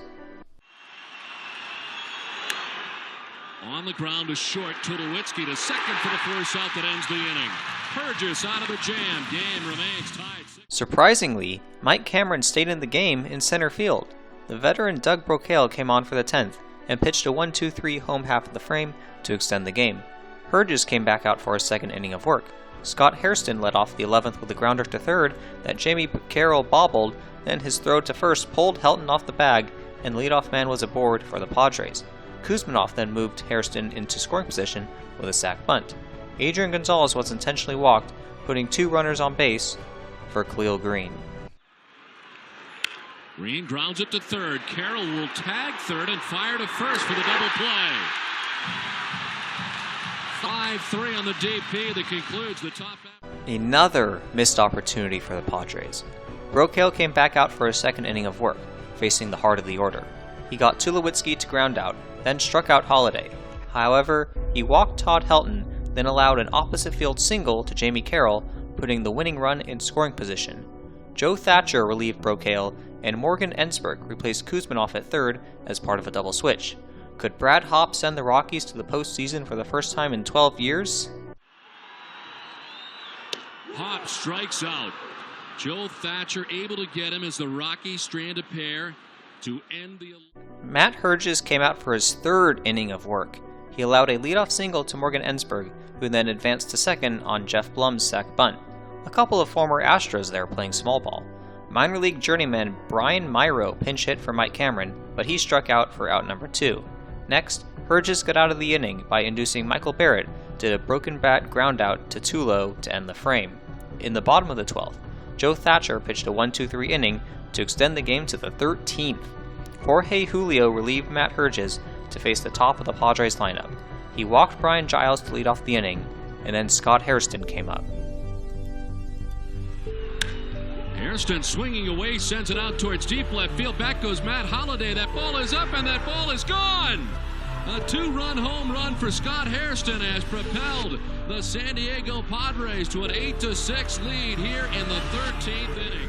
After trailing by 5 games in the loss column with 9 to go, after winning 11 in a row in late September, after coming back from 2 games down with 2 games to go, after trailing by 2 earlier in this game, it finally looked like the end of the Rockies season was approaching.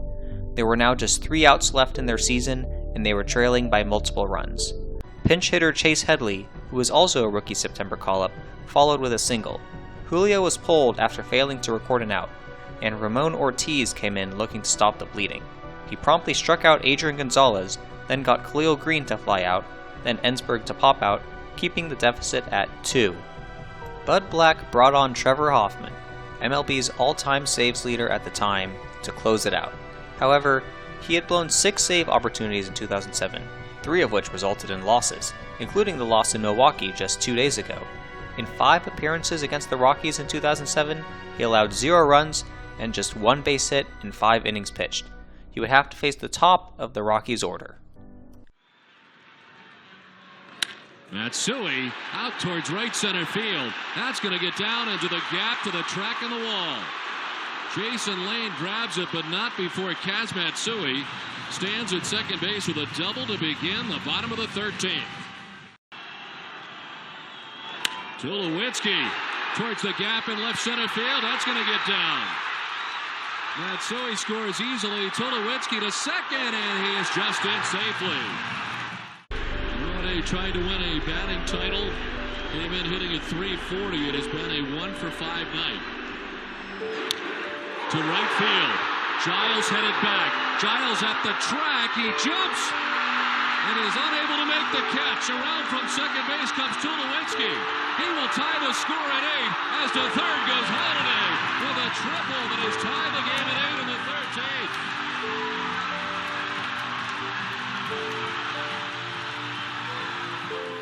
After 3 straight extra base hits, the lead was gone, and the game was tied once again. The winning run was just 90 feet away for the Rockies, with nobody out. Who better to bring up to the plate than the veteran and longest tenured Rocky, Todd Helton. Wait, they're intentionally walking him? Come on, man, what happened to the storyline? Anyways, with runners on the corners and nobody out, Jamie Carroll came to the plate. He entered the game in the 7th, which now seems like an eternity ago. Jamie Carroll, the batter. To right field. Giles is there to make the catch. Tagging is Holiday. The throw to the plate. He is safe. The Colorado Rockies are the National League wild card winners.